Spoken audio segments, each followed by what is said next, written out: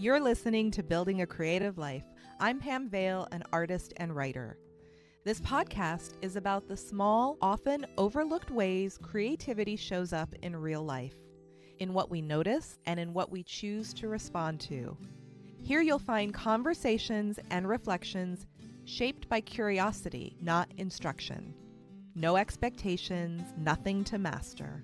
Just room to pay attention and trust where that leads.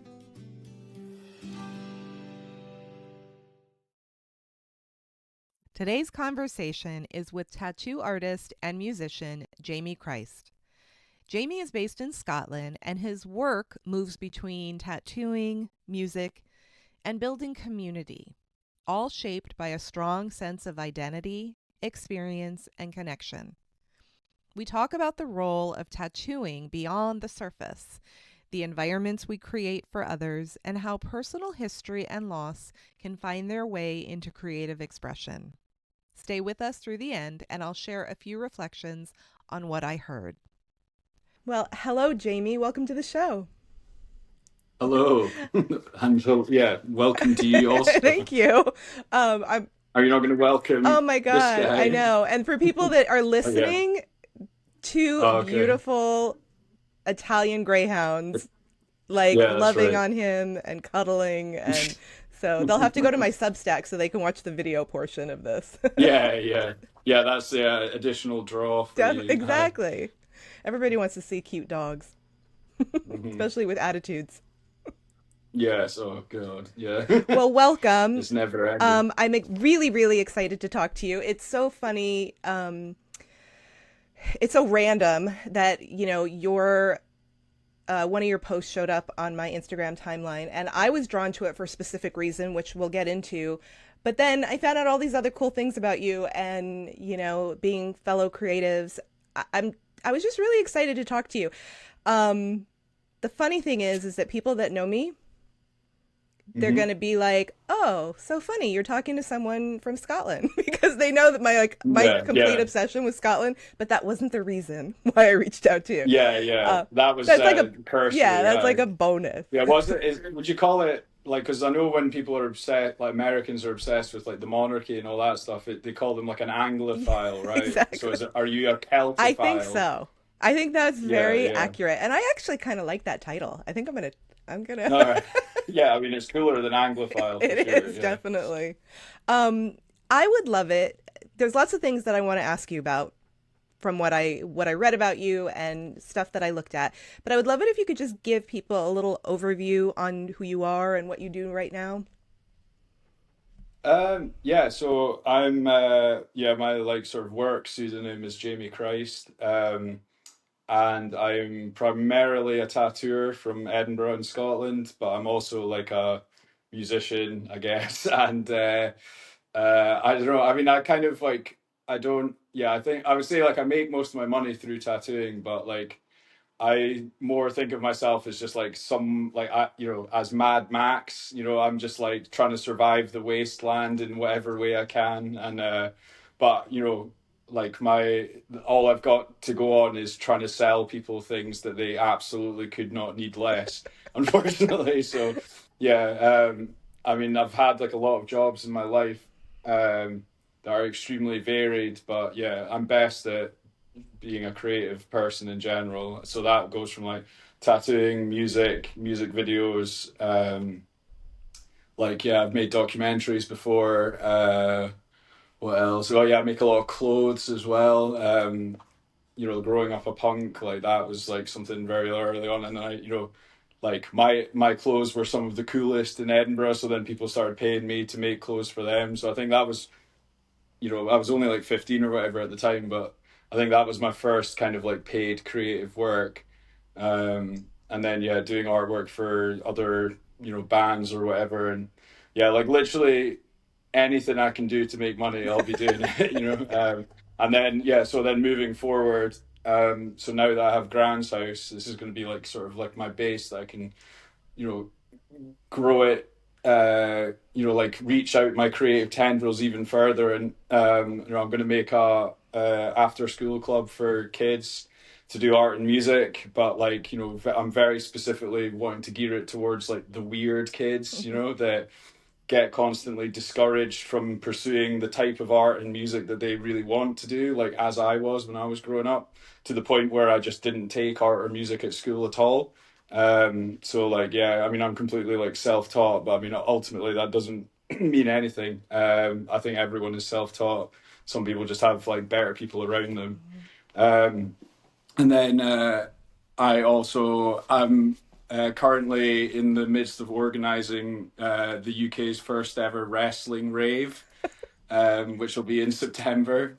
Wow. Um, so yeah, I've got a lot of stuff Oh going my on God. There is basically. so much in there that I want to talk to you about. So, okay, so I didn't know about the fashion and the clothing and all of that. And the Mm, interesting thing is that your background and my background couldn't be like more varied, right? And mm, obviously our demographics are different, our ages are different. And like I went to the Fashion Institute of Design and Merchandising in LA, and mm, I like some of my first paid art things were also fashion. So I want people to yeah, yeah, know nice. that like talking to creatives is so important because you just never know where those connections happen or where you have similarities or I don't know when you and I would like meet on the street somewhere, and it's so Mm, cool to hear this background of you. The other thing, yeah, um I know you said that you had a rather conservative upbringing, and yeah, I yeah, would love it if you could talk a little bit about that and how I know you said that it kind of held you back where you didn't pursue things as a child. yeah. Um, like how did that change? Like where did you make that change to where like I am gonna express myself creatively? Mm. And what did that do to you like as a child being sort of suppressed? Uh, I mean, like I was all, you know, like in my school, I was like thought of as being like a sort of art music guy, and like you know, I put on my first gig, like the first gig I ever played, I actually organized it as well, and I was 14. So it's like it's not like I wasn't doing stuff, but it was like you know, my parents did not understand, like because you know, my growing up, my mum you know, when her and her mates were around at the house and they were having wine or whatever, my mum would be like, Jamie, come play the piano and sing for us and stuff. And, you know, and I'd come down and play like, you know, American Pie or like Hallelujah, like the Rufus Wainwright version or whatever, for all these like drunk middle-aged women. And and so what my mum couldn't understand is like, so it's like, if you can play the piano and sing like that, why do you want to like do stuff where you're like sawing the strings off your guitar with a hacksaw Right. in the middle of the show? You know, like she couldn't begin to understand it. And you know, the answer is because that's why well, I mean, like I like so. I mean, the real answer is because that's what I'm passionate about. But then, really, it's also like upon thinking about it more, it was that like all of like the sort of nice music stuff, like I was just like, I'll never be as good at that as the people that are really good at it, and I don't have anything to contribute to it that would be purely my own. So I'm just not going to, like, I'll like, you know, play around, you know, have a sing song with people, and that's always fun, but I don't want to like pursue it. I don't want to make my own music that's like that. And it's not to say that I've not made like ambient music or like beautiful things, but it was still like, you know, within my realm and like my sort of creative universe. um so like I was like doing stuff the whole time, but it was very much like I wasn't, you know, like since I was a little boy I wanted to be a tattooer. You know, I was like like I remember seeing the first, you know, because I'm just about to turn 38. So like when I was growing up, like heavily tattooed people or even like tattooed people in general, like they just didn't really exist very much. So I remember being 7 years old and seeing like a gypsy guy at a market, and he had, you know, he had a lot of tattoos on his arms and stuff, but he had two swallows on his forehead. And I was just like absolutely like just like jaw on the floor, just like could not stop staring at this guy. But I was also like, I can, yeah, I'm literally feeling it now. Like I was like weird, I was like in awe, but also like paralyzed by fear as well because it was so foreign to me. And I was just like thought this guy was amazing. And then a few years later, at the time there was only like two tattoo shops in Edinburgh, but there's now like I think like 200 or something. Like, I mean, even when I started 10 years ago, there was only like 40 or something, but like, so we drove past this shop and it had like a big green neon dragon in the window. And I was like to my mum, like, oh, what's that?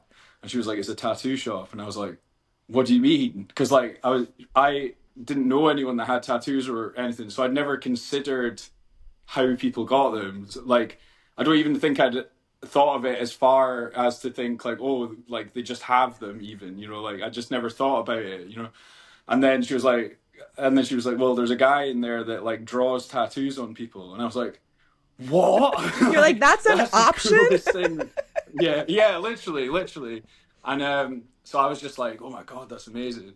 And but yeah, my parents just really are very traditional and stuff. And my dad went to uni to become an architect, but like kind of dropped out and then started working offshore. So it was basically like his sort of, I'm not even going to say dream. His plan for me was that I was going to, either become an architect or something adjacent. And so I ended up, going to uni to kind of like, I was a massive gamer growing up, and like I was like so into Pixar and stuff. And like I thought like 3D modeling stuff was really cool. So I just sort of went to uni to do that, and then like very quickly I got really good at it. And then so like in second year I was already working for like architecture companies and stuff, like in the summer holidays and stuff. But then I just like I couldn't do it, man. Like it, like that job is basically like Lego inside of a computer, and you have to follow the instructions to the letter.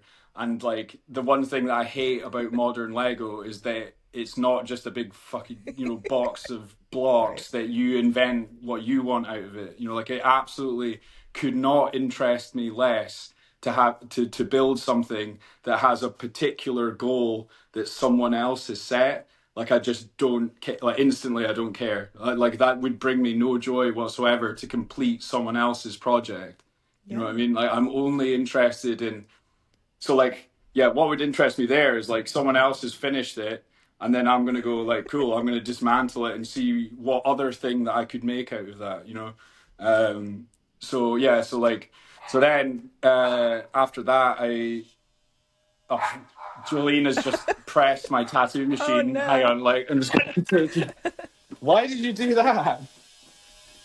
She's literally just gone and stamped on Oh the. my god. She must have stamped on the foot pedal and turned on the tattoo machine. Sheesh. Right, Oh sorry no. everyone.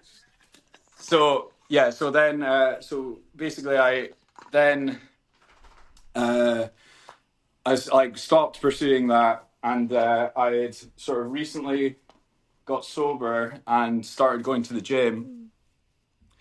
And my mum sort of knew how unhappy I was like with my life in general, and then she was just sort of like, why don't you go and start working offshore? Like, you love like hard work, like hard physical work, and like, you'll get to go to the gym all the time and you'll just be with all the blokes and like blah blah blah.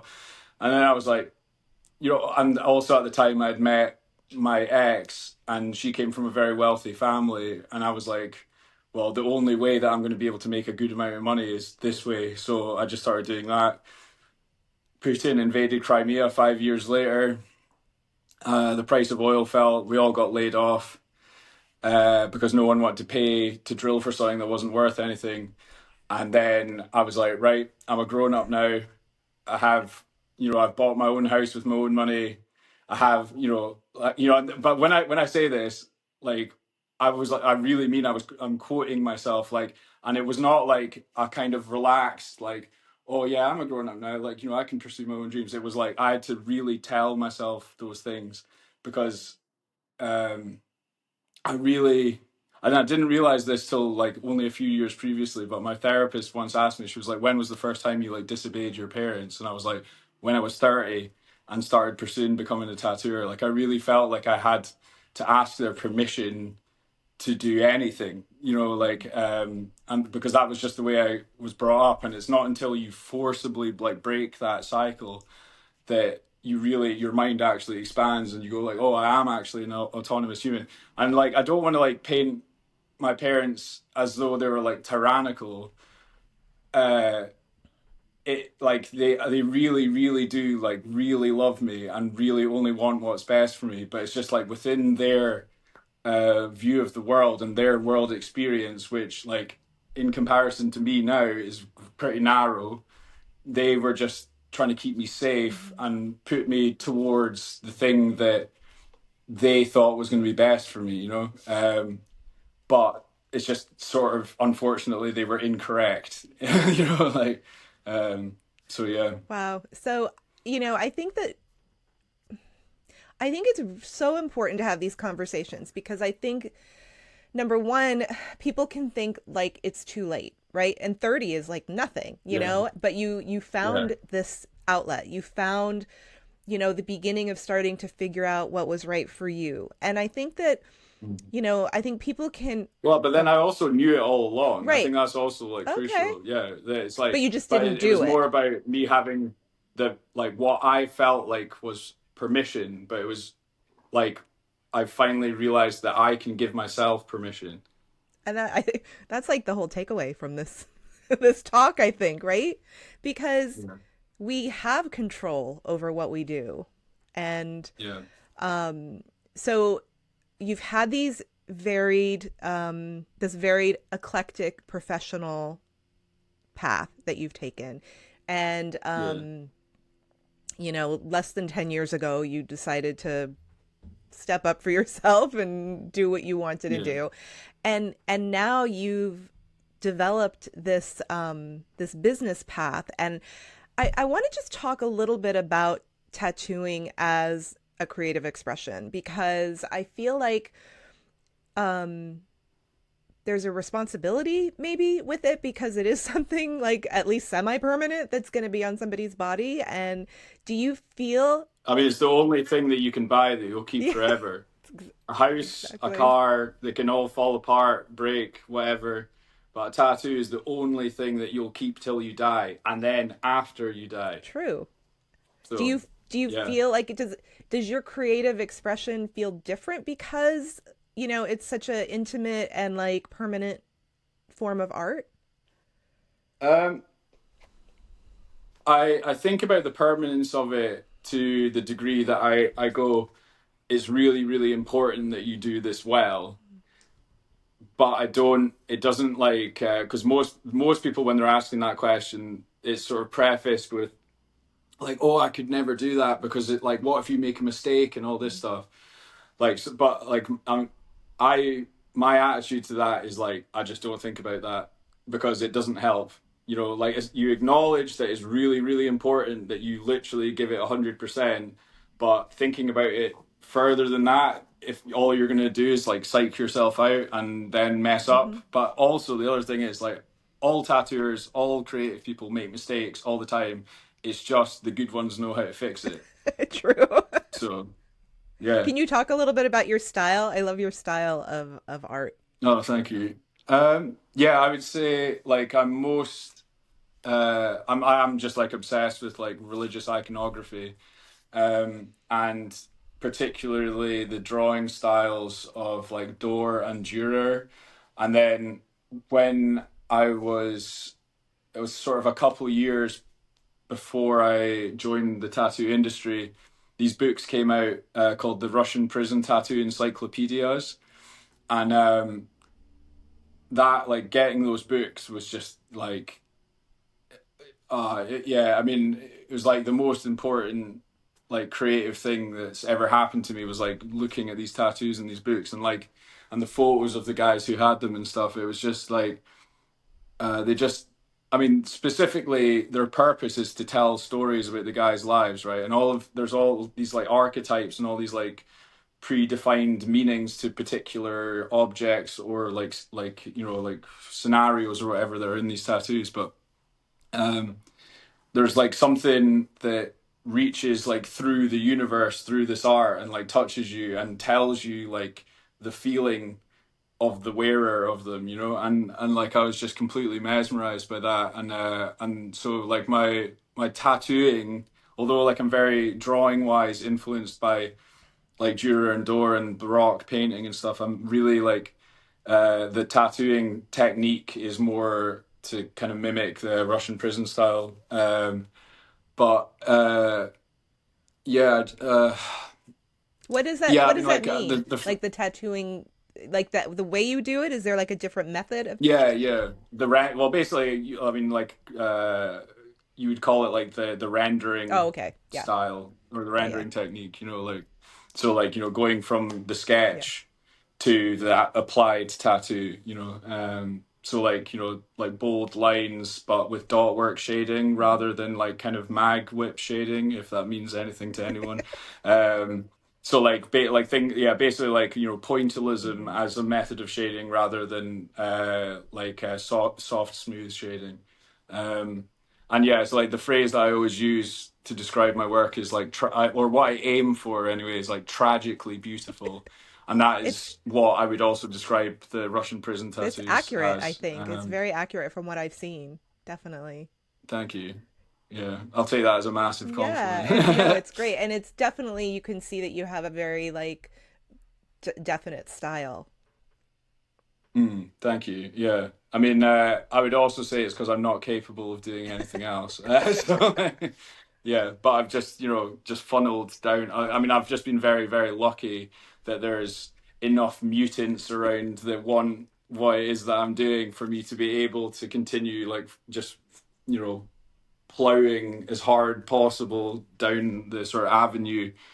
And, you know, when you first start tattooing, there's this thing of, um, they want you to learn to draw everything, and like I was like specifically discouraged from pursuing the style that I draw now, because like basically the older guys were like, oh, no one's gonna want that fucking horrible shit, like you need to draw like just nice normal stuff, and then eventually you'll get to do that stuff. And I always think like, fuck, what if I listen to them, Right. like because like a lot of the time what they were saying is true, but as a like, I think it's possibly also because I'm like sort of known in Scotland for being a musician and stuff like that, and like but basically I just like, as soon as I started tattooing, people were asking me for the stuff that I was drawing, and I've just never had to learn anything else. So like I just got away with it Yeah. Well, basically. it shows you too that like anything's possible if somebody has a specific era or a time frame or Mm. I don't know, a style or something or a hobby or a technique, like do it because you don't know. I Yeah. mean, who knows what could happen? Well, I mean, I think like really artistically, the pursuit should be to like, I think it's like there's a speck in the universe that is the true you, right? And obviously, also that thing is constantly moving. So like your like, or my purpose, at least as an artist, is like I'm trying to get to that speck in the universe, and I'm chasing it constantly. And every time I think I'm getting very, very close, then it'll, I'll learn something new or like discover something new about myself, and then I'm scrambling to try and find it again, and or like a different sort of mode of creativity will come that I'm really, really interested in. I'm like, fuck, I want to do something like that, and then I'll go down that mode, but then I'm like, right, but what is it? What's the way that I do this? Um, yeah, and I always think like using references is really good, but what I try and teach like people that come to me that are apprentices or whatever, I'm like, use or what I always say is like copy things, but copy it badly, you know. So like, yeah, use a reference, but only for the first little bit, then get rid of it, Yeah. and then just so you've got like a frame to work from, and then just keep going and keep going and keep going over the top and making new versions, and like eventually you'll come out with something that only you could have done. It's not just like a shit version of the guy that's really good at that. Because yeah, like that's it's much easier to seem really good if you're the only person that does that thing. Well, and and I think that completely applies to everything. It applies, Mm, to music. It applies to any kind of art or creativity. I feel like it's, that's how I do it as an artist. Like I look at something or I learn a skill and I want to learn how to do mm, it. But then I do my own thing. Then you just keep going and yeah, going and going. And at some point, yeah, for me, I have to stop looking at reference because I take too Mhm. much information in. So I need to Yeah. like, I can look at it, grasp it, and then, yeah, then I got to go off on my own. Yeah, you get the inspiration, Yeah. and or like, like I think I know I also have specifically learned that for me, like it would be quite easy to like codify or formularize what I Mm, do, right? yeah. So then what I specifically have started doing in recent years is like trying to draw influence from stuff that's as far away from the stuff that I do as possible. And then, be inspired by something, or take a little technique that they use and be like, right, well, what would that technique look like embedded in my universe? Um, because yeah, I think of like my art as like as being, like people in uni, I learned a really useful phrase, which was was it creative language, Hmm. like as like, like a phrase to, describe a particular style or whatever. But yeah, so like I think of it as like there's a universe where everything in it looks like I drew it, right? And then so then I'm like, right, well, yeah, if I took this thing and put it in my universe, what would it look like? Or like how would that thing exist within the universe that is like has been created by everything that I've ever done? And I do think like, like that and the music and stuff goes into that as well. Like one of my before I was doing the band that I'm in now, I had like this sort of industrial black metal thing that was like extremely like arty and conceptual. And so what I did was when it got signed to a record label, but I said to them like I don't want to release like a record or a CD. I want to release a book, because like everyone, most people are listening to stuff on Spotify or whatever anyway. So I was like, if we, instead of the like a record that you buy, I want to make a book that has like illustrations inspired by all the songs. So it was all like collages of like loads of drawings that I've made into tattoos, and then like collaging them together to create bigger designs that are then have like the lyrics from a particular song like embedded into the design, and stuff like that. And then I would write kind of like sort of poetry, sort of prose about certain songs and what they were about, and then like kind of like yeah, annotate and draw around it, and stuff like that. And it was just like, to me, it just seemed like a much more interesting thing to buy than like just another CD that ultimately you're never actually going to even play. So yeah, What was their response to that? they were like, "Fuck Oh, yeah, that's that awesome. sounds That's so awesome." Yeah, great. yeah, yeah, yeah. That was good. Yeah. I mean, but like the record label were sort of very arty. They were interested in music for a start, so Right. like they were like very open to like experimenting with like things. I mean, like I'm pretty sure that record label at some point released a record that instead of printing it on CD or vinyl, they printed it onto floppy disks. That's And this is like what, 10 years ago maybe. that's So funny. like yeah, Okay. yeah, they So just they want to thought be as outside the obtuse as box. Yeah. possible. Yeah, exactly, just make things difficult for people. The you mentioned being sober, and you seem like a very reflective person. How does like spirituality or whatever you call it, I don't know what you call it, but like that connection to your art, like how does that show up in your music, in your tattooing and other Mm. creative things that you have? Is there like a spiritual ritualistic something that's tied? Well, yeah, so in regards to being sober, just to clarify, so like I was in a bad way for like a Oh, lot okay. of years following my brother's death, Mm-hmm.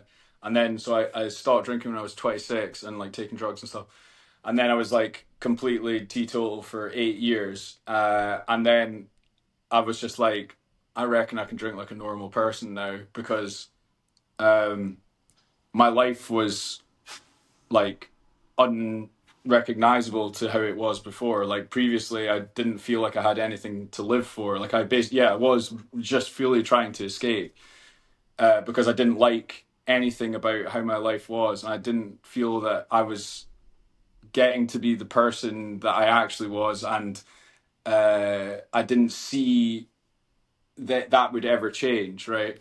Whereas, so then when I quit and, or, then started working offshore, then I had stuff to be proud of myself for. And I did really like working offshore.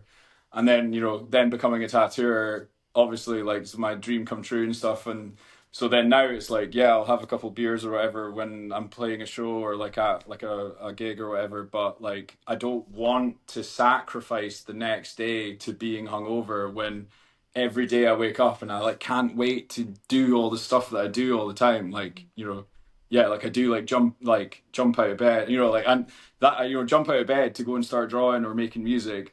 But, I had to force myself to go to bed at 1 a.m. from, like to tear myself away from my computer where I was making music. Yeah, I just feel so lucky that I get to, I mean, I still just can't, like, I joke constantly with my friends about it. It's like, how is it that like I've managed to monetize like me, squirting 1,000 people with a giant vagina with a water cannon in the back of it. Like it's just this is unreasonable. This is a mistake. But yeah, so in regards to spirituality, I think I read a lot of books about spirituality and stuff. I'm extremely interested in it, and like even Christianity. There's like Christianity is ultimately like a collection of all of previous human knowledge and philosophy that then was then monotheized and then unfortunately used for political gain and blah blah blah.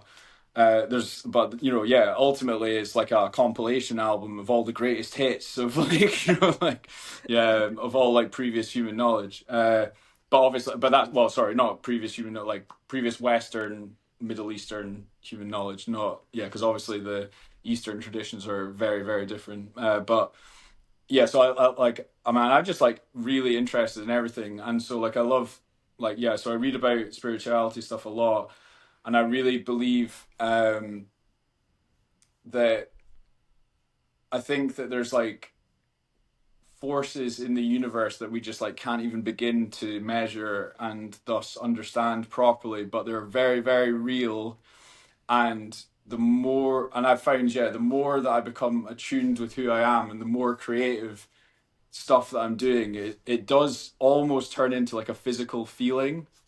Like for example, when I'm like in the flow state and drawing or making music or whatever, like I really do like feel my brother like standing next to me. Like if I'm sitting on my computer like this, he's like standing behind me and being like, do that, that bit sounds bad, you need to change the LFO on this. Like, in exactly the same way that when we were teenagers growing up, one of us would be sitting at the computer or on the sampler and the other one would be standing behind. And Sam used to always get really really annoyed at me because he had like an office chair that like leant back, and I would always lean on it like that, and he'd be like, stop fucking leaning on the chair, and yeah, like when I'm on stage, like I do feel like Sam like dancing next to me, and yeah,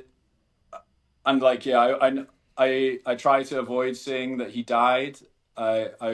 I normally will try to say, and I do pick who I say this to because like you can tell who's going to stop and question me saying this rather than died. But I always say like he's sorry, I'm going to get upset. I say like he's within all of us now, because I believe that like when someone dies, like the energy that made them alive, or like what some people might call a soul, like it just like evaporates into the universe, but it will go more towards the people that loved you. And like I just feel like in a way like I'm closer to Sam and my gran than when they were alive, because like and like I can talk to Sam and stuff. Like, my gran can talk to me, but I can't talk to her. But I can like I like talk with Sam like all the time. So That's so beautiful. yeah. It's such a what a like loving way to think about it. And it kind of leads into talking about your new tattoo shop. And Mm. it's funny because I had read about and I'll let you talk about it, but why you dedicated this to them, and especially your grandmother, and how you saw her on the weekends, and how she made you feel and how she made other people feel. And I am a fairly new grandmother. I have a two grandchildren. One's I Never. I refuse to believe it. have a 3-year-old granddaughter and a 1-year old grandson. But thank you. That's Thank awesome. you. And they come over every Sunday, my whole family, all my kids, and they're coming over tonight for me to watch them, my husband and I to watch them, which I'm Awesome. so excited about. But like I was so moved by some of the stuff that I saw on your social media about how you feel about her, and about this shop that you've opened. And my I told my husband and my son about about talking to you, and they were, I think our next trip there you'll probably have 2 new clients, but Oh yeah, awesome. Yeah, definitely. I was gonna say that you need to stop Oh, by. Like, definitely. yeah, But I would love if you could share, about this new project, your, yeah, what it means to you, and why, like, the decor, and making people yeah, feel safe and all of that. yeah. I mean, so like, uh, there is like the preconception and actual codified tradition of like tattoo shops being intimidating and Mm-hmm. scary. And like during lockdown there was even this sort of like slogan getting chucked around Instagram that was make tattooing scary again, right? And I just thought that was just like woefully embarrassing, because it's like, right, your big tough biker guys or sailors or whatever, they weren't scared of going into a tattoo shop, right? Ever. So who are we talking about here? Like, who's scared of tattoo shops? Ah, like young women. So you think like the highest order of being a tattooer is being intimidating to young women? Cool, like good for you, mate. You know what I mean? And like, and yeah, like most tattooers have never done a fucking hard day's work in their life, and they've never, most tattooers have never been in a scrap in their entire life. And in like, yeah, like I've, in my younger days when I was like dealing drugs and stuff, I've been around those really fucking bad people, and you do not want to be like them unless you're a fucking arsehole. Sorry for swearing, That's fine. but like, yeah. So like I've always like loathed that, because yeah, I like really I just want everyone to have a nice time, you know what I mean? So if I was always like, if I'm gonna have a shop, like I want the purpose of it to be that it's like welcoming and comfortable, and people can feel safe. Because I mean, that this is another thing that, like, when I was newer to and younger, or not involved in the industry yet, I didn't understand how how much trust and how intimidating and what a very real uh, sort of like dangerous position a woman is putting themselves in by going to a tattoo shop. And like, but then potentially if there's only the one tattooer in that day and they're just alone with this guy, and it's a prerequisite that you have to like be in a state of undress and let this guy touch you that you've only just met. And you have no idea what he's like as a guy. And like, if anything, most tattooers aren't normal people, you know what I mean? So like, yeah, so like that was like a sort of like a thing that just, like as like a younger boy into being a man, like I just never had to think about that, so like learning about that, I was just like, yeah, so I was like, well, if I'm going to do it, I want to make a place where people like specifically can feel safe and stuff. And then, yeah, I'd spent my entire life, going to my grand's for Sunday dinner. And my gran was like a really, really amazing woman. She was a nursery teacher her entire life, and she, I think retired 3 times, if not four. But just like every time she retired, she just missed the children too much, and like just had to go back, and like she was like famous in the industry for having an absolutely encyclopedic knowledge of like all nursery rhymes ever, and like she would never need to use books or props or anything. She would just like, she'd be like, and I can wish I could remember it properly, but she always had this thing that she would say to gather the children round, but it was like a sort of like a rhyme, that. And then the kids would just be like, like little penguins, just like, and then just all sit around her. And I worked at the nursery for a while as well, and it was funny because when I would be like, setting up and cleaning everything for the kids to have their lunch, and my gran would come in, and then she would like, basically do a story and gather them round just to make room for us to set everything up. And it was so common that I would just end up sitting next to the kids, because I guess like for me it would be like my gran would be doing that stuff with me when I was growing up as well, so it would just like revert me instantly to being a child.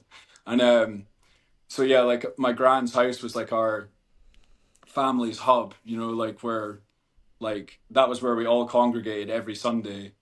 And as a child you don't understand how important that stuff is, but yeah, I'm very glad to say I like into being in my 20s, I absolutely did understand and appreciate how lucky I was to have that. I mean, I even remember when I was about 11, I remember realizing that not everyone else's gran was like my gran, and I just felt so like not. I don't want to sound like condescending, but I felt so sorry for everyone else that they didn't get to experience what it's like to have the ultimate gran. Yeah. Like, and yeah, so basically like I don't really know how I don't remember having the specific idea to do it, but I remember starting telling people like, oh, I think it would be really awesome to have a tattoo shop called Gran's House, and then do it up in like a kind of granny kind of style. I mean, and honestly, to be like, this is like what my flat looks like anyway, to be honest. So like, yeah, like I'm actually like super into interior design and stuff. So, yeah, like it just made sense, right? Like I was like, yeah, like if I want to make a shop like specifically about it being somewhere that's safe and loving, and then what's the archetype of like unconditional love, like other than like being at your grand's house for tea and getting like tonics tea cakes jammed down your throat like as a form of love, and like and being told you're way too skinny and you need to eat more tonics tea cakes, like how about a cornetto as well, have one of that, so yeah, it just became a bigger and bigger idea in my mind until the opportunity sort of like presented itself, and I was like, right, well, I guess we're doing it. It's a big leap. I mean, it's a big jump. Yeah. Well, I mean, yeah, I think I was talking with my best friend Romana about this the other day, that I think I'm really lucky that I'm just dumb enough to not be able to realize how difficult and hard something is. Because I feel like if I was properly smart in the way that Romana is, I would then be able to see how difficult something would be and all of the steps required to make that happen. Whereas I'm like in my sort of like himbo blissful ignorance, just like, yeah, let's do this, come on guys, and then like, and I just figure it out on the way because I've already started, I can't quit now. So yeah, I think that's my superpower, is being just dumb enough to not realize what I'm getting myself into. It is serving you well. Yeah, thank you. Yeah, but I mean, it's also like that, like that. Go into the world with the confidence of a straight white man.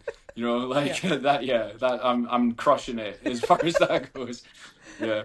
Oh my God! And you said that you wanted to do programs for children? Are you going to do them there? Is that part of that? Can you talk a little bit about that? So yeah, so Romana's boyfriend Liam is a professional musician, and he's amazing, and he's going to be moving to Scotland over the summer. And I also have like my other best friend Laurie, his wee brother works with autistic teenagers and does like music and Dungeons and Dragons and stuff like that. So like the kind of idea is that all of us are going to come together and create a company that is specifically to nurture like the weird kids that want to do like weird art and music and stuff. So I'll do drawing classes in here, and then we've got the music studio that we can do music and like practice rooms and and all that stuff. Because I always just think like, if I had something like that when I was growing up, like a lot, if not all of the bad shit from my adolescence and stuff would have just been completely avoided, because like I would have been getting encouragement and like a space that I could just like experiment with equipment that I couldn't afford to buy, and I think, like growing up, there was obviously like male role models that were good guys, but I didn't see myself in them because this is me now, right? So I just didn't give a shit what they had to say. You know what I mean? In the same way that most teenagers are like that. Like I just couldn't see myself in them. So like you're like, yeah, I know that that's the right thing. You know what I mean? But I just don't care, right? But if I had someone that was like me and had felt the way that I felt and like had been through the same stuff, then them telling me like, I'm going to tell you why that this is not the path you want to be on because I've already done it and I've already made the mistakes and I don't want you to make it. So like, and I feel now like, and I hope this isn't me being like egotistical and arrogant and stuff, but like, I feel like I have something to offer in that field, especially to like young boys, especially right now, because all they've got is like Andrew Tate and Joe Rogan, man, and it's not good enough. Like it's unacceptable. But unfortunately, there's very little otherwise. So I'm like, I think I could do this. I feel very strongly about it. So I feel like it's my responsibility to do so, and hopefully it'll be successful. But if it's not, I'm gonna try. Like, Absolutely. I saw you also sort of feel personal about helping people with tattoos connected to like mental health and mm, whether it's cutting or some other way that it shows up. Can you talk about yeah, yeah. I like mean, well, how you yeah, use that? yeah. So so I basically have like a sort of project called the Reclaimed Through Ink project, and basically what it is I will tattoo over people's scars for free as long as they donate money to like a charity of their choice. So like yeah, originally it was more like geared towards like mental health charities and stuff. But then I have a lot of like trans and non-binary clients, and so then they've been contributing to like like trans youth groups and stuff like that, which is awesome because that's something that like I hadn't thought of before, right? And yeah, I mean, basically it was when I got my scars covered up, it just uh, I felt instantly like I had a chance. You know what I mean? Like because not only are this like constant reminder of the badness, but they also like um they're like you can just it's like wearing some really obtuse like like jewelry or something that's like just attached to you that you wish you could take off but you can't. And people do ask really dumb questions and like stare and bubble all this stuff, and then once they're covered, like even if they're staring, it's like but they're looking at my sick ass tattoo. You Yeah. know what I mean? And then what you do is like you talk to them and you go, what ideas are we trying to express here? Like what is it that we're trying to communicate with this tattoo? Like, are we doing a memorial for who you previously were, Mm. um, with like sympathy, but like with the idea of moving forward, or are we doing it like this is a triumph over that? So then like that dictates like what kind of avenues we go down with the subject matter and stuff. But I just I feel, and well, I think the really cool thing about doing that is that when you you can't get the tattoo over the scars for like a year because like the scar needs to be, particularly with keloid scars, they need to be like really fully healed, otherwise they can like burst open and stuff, right? So it has to be like a year since you've done it, which is like a hard long, being a year sober is hard, right? So you have to have not done it for a year, and then once you get it, then it's like, oh well, now I'm definitely not going to fucking do it again because I will ruin this. So it becomes like a shield, Mm. you know and so it's like this like it's like like there's a reason they give you the chips in AA, right? And like that's what that tattoo is for that. And it, and then the tattoo itself is like, like a symbol of you wanting to move forward with your life and become like the best version of you. You know what I mean? Yeah. What an honor to be connected to that. Yeah, yeah, I feel so lucky that like not only do I get to help people, but I get to do it while doing something that I just really like doing anyway. You know what I mean? So like, yeah, It's like that saying, I forget what it is, like where you're oh, I'm gonna totally get it wrong. Something about like where your skills come together with what the universe needs or something, and it's like your yeah, calling. I can't yeah, remember the actual. yeah, yeah, yeah. I mean, that's yeah. I've sort of realized that. Um, well, yeah, it's like a story that I tell very often is, when I was still drinking and stuff, I had like a sort of week of like epiphanies about life in general, and then specifically my life. And I asked myself one day, I asked myself a question. I don't know where this question popped into my mind because it was quite. It just came to me like quite suddenly, and it was very out with the way that I was thinking at that time. Anyway, so I don't know where it came from. I mean, it maybe could have been Sam, but like, yeah, it was. Do you want your life to be defined by all the bad stuff that's happened to you and all the worst parts of who you are, or do you want your life to be defined by all the best things about who you are and all the great things that you like could do if you used and focused on that stuff rather than the bad stuff? And then it was just like, well, if you answer anything other than like the good stuff, you're Right. being a fucking dickhead. And I don't want to be a fucking dickhead. So like, yeah. So then I was like, right, this is it. I need to, and also I was just like, yeah. I mean, I was like, this life of just like drinking yourself to death is not like is a waste. In the same way that I'm so upset at Sam for wasting his amazing potential because he was an incredible artist as well. Um, I was so excited to see all the things that he was going to do. And I was so angry that it was such a waste that it was never going to happen. And then I was like, oh, fuck, I'm doing that to me, Wow. you know? Was he younger than you? And yeah, yeah, I was 19 and he was 17 when he died. The I was thinking about that earlier when I was thinking about talking to you and about I know you said he recorded an album when he was 16, did you say? Yeah. Yeah, And yeah, yeah. it's,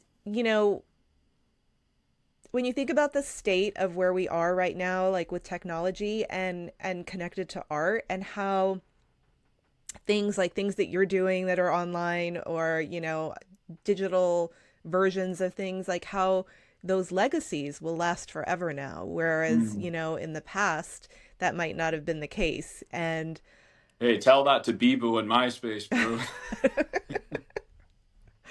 but Yeah, I lost some of my first acoustic punk oh, record is gone forever because it was only on MySpace. really? Uh, Oh no. yeah, yeah, no, the world is not missing anything. Trust me. Well, see, I think there's a higher plan out there, right? Yeah, yeah, exactly. No, but you're right. Please go No, on. no, Yeah. it's just that we have this, like, you're carrying forth his legacy, Mm. and it's amazing.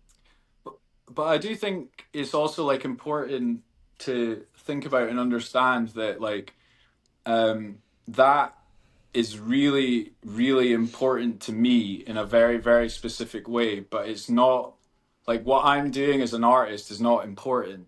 You know what I mean? And like I try to like do as much good in the world, as I possibly can, like, like covering people's scars and like, like I want to start the after school club and stuff.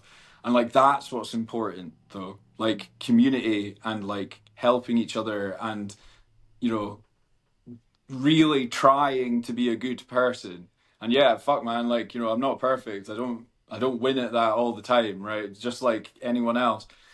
But like those are the important things. Being a really great artist is not an important thing, Mhm. like in and of itself. What's important is how your art like touches people. Not It's not about you being so good at Mhm. this, right?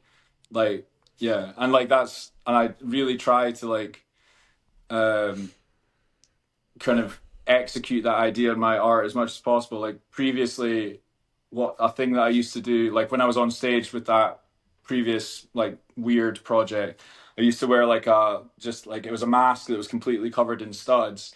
And then like all my clients, when they were if they got like a big chest piece or something, they would wear the mask in the photo. And like the idea of that was that it's like you coming to me and getting a tattoo of me, it's not about me being the tattooer and bestowing this thing on you. It's like we're all becoming part of this, like, you know, this cult or whatever, that's like we're all equally as important as each other. And then now, like with Scottish Gabberpunk, like a rave is only a rave because everyone is there. It's not about the DJ or the performers or whatever. This thing would not be this fucking cool epic thing if it wasn't for everyone in here going crazy and being like, you know, this like sort of hive mind that's all dancing to the music all at once. That's what makes it cool, not a guy standing on the stage like pressing play on a pair of decks, you know. And yeah, so like now with the band, we've like kind of basically made a decision to kind of like, I don't know if democratize or collectivize is even the right word, but we've basically making it very clear to everyone that it's like if you want to be in the band, you can be in the band. Like, or you know, it's just because you're not in the band doesn't mean you're not in the band. You know, and it's like anyone that wants to contribute in any way, we're gonna do it. You know, like it's and the we don't want people to think of Scottish Gabberpunk as being me and Romana doing stuff. It's like it's everyone that wants to be part of it, you know, as a collective movement that has a shared ideology and set of beliefs about, you know, how to exist in the world and the way that the world should be. And I think, I think people sometimes forget too, like that being the audience of creativity or being the viewer of creativity is a creative expression. Like I feel Yes. like, and I've done a lot of writing on the fact that that's as important as the person creating. I think Well, it's not art until that happens. exactly. So I totally get Yeah, that. art is the idea. Otherwise, is you're a craftsman, Yeah. right? Like, if you're say like you know if you're just like an amazing painter that can like absolutely perfectly replicate a photo, you're an amazing painter, but that's not Mm-hmm. art unless you've made a very specific choice about what it is that you're going to paint and why. And then it only becomes art when someone receives it and then goes, "Oh, I didn't think of that," Yeah, you know. Um, absolutely. yeah, because like, and that this is a big discussion within tattooing as well. But it's like, um, to me, like drawing isn't inherently art. Like I think drawing is a skill that you can utilize in order to make art.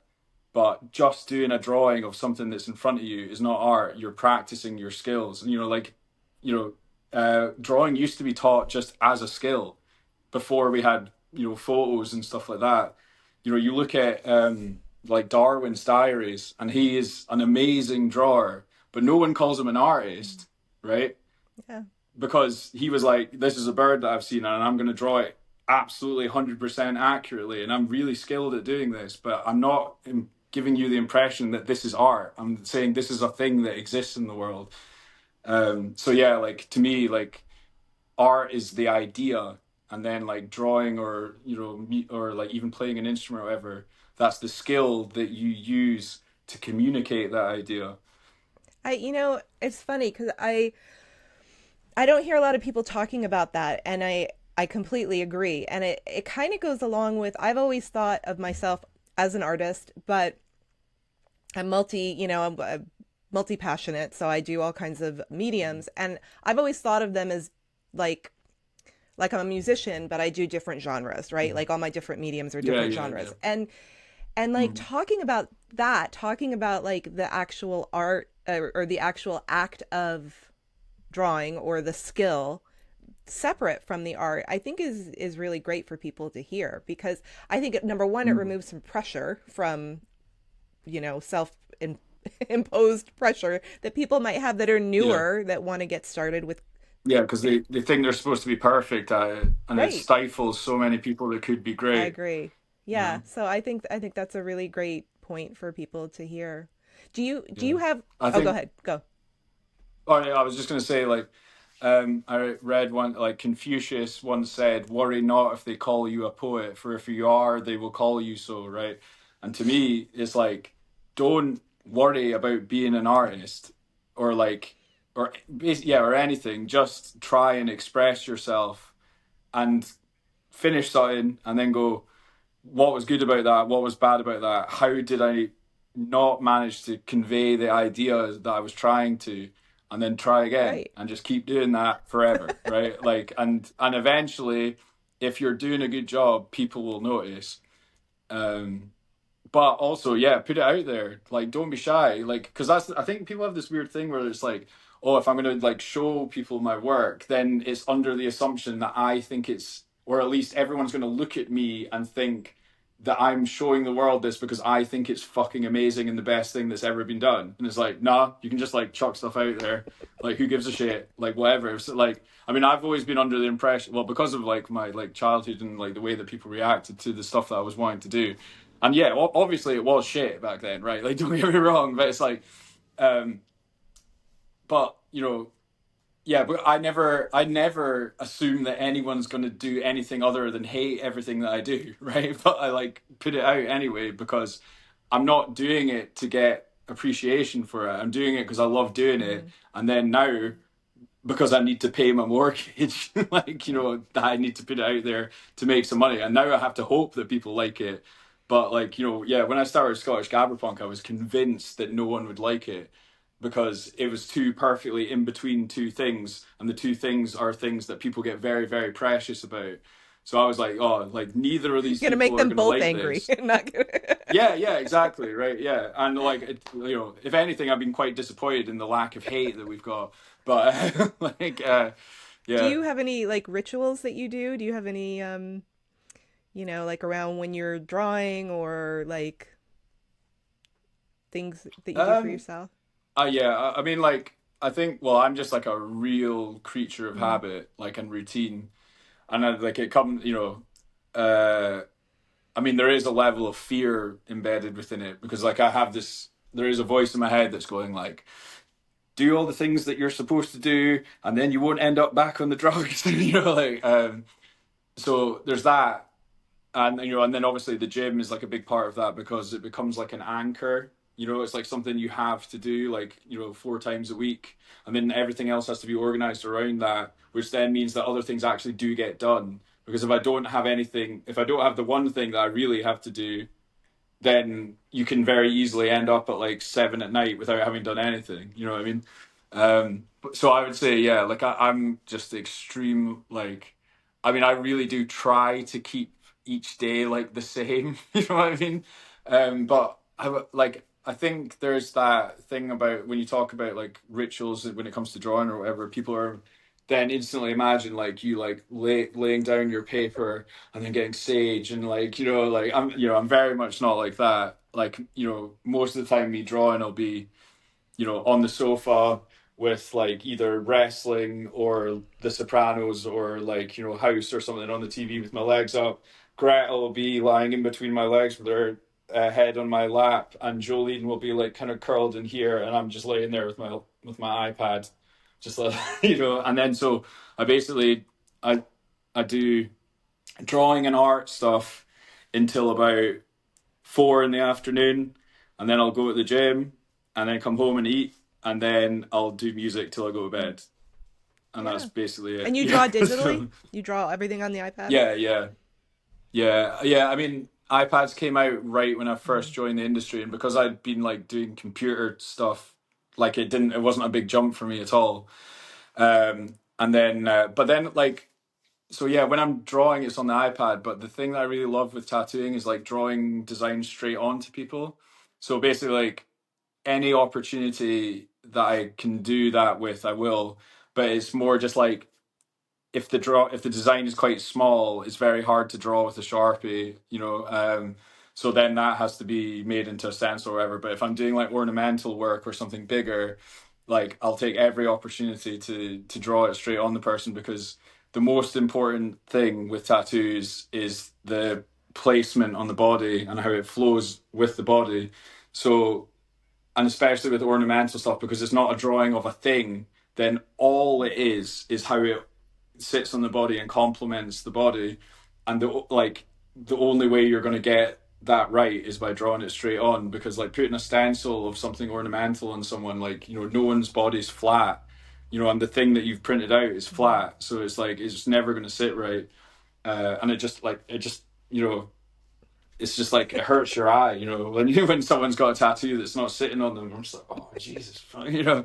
um And yeah, so like, there's yeah, movement too, I like, you know. yes, exactly, yeah, the movement is the most like a static tattoo is just instantly ugly. But yeah, so like I really do uh love like the tactile element and the realness of it, you know, like obviously modern tattooing is like pretty far removed from like the ancient forms of tattooing, like when it started. But you know, if the only thing I get to do that's more ancient is to draw straight on someone, like then I'm going to do that. And recently I had an idea, like you know, there's all these guys that will mix up the stencil stuff in a bowl and then use a brush to like paint, you know, like so it really does look like a brush stroke. And I was like, that's cool, but it's really not my aesthetic at all. And I was like, oh, but like, okay, so I love like drawing straight on people, but then how can I level that up and make it like even more like intimate isn't really the right word, but really like raw and like very human, right? So I was like, so like my girlfriend has no tattoos at all. So she's like a perfect blank canvas. So next week she's gonna come into the shop and I'm gonna mix up a bowl of stencil stuff and I'm gonna draw like some like sort of Celtic inspired stuff like straight on her, just literally with my fingers. And then because like, you know, a finger has a very particular and recognizable um, you know, like stroke and brush stroke to it, right? So like I've never seen someone do that, so I'm like, I want to see what that looks like. It might look shit, but it might look fucking amazing. So you The know, process will yeah, be fun anyway. yeah, exactly. Yeah, she's excited about it. Yeah, I've doodled on her before, and she had a nice time. She said she found it just really relaxing, just having to like lay there Yep. while I was, you know, like doodling away on her. That's awesome. Oh my God. Well, I have. We've talked for a very long time. I've really enjoyed getting to know you. And is there anything else that you want to add that we didn't cover? Um, no, I think I've hit you with my life story pretty well. Eh?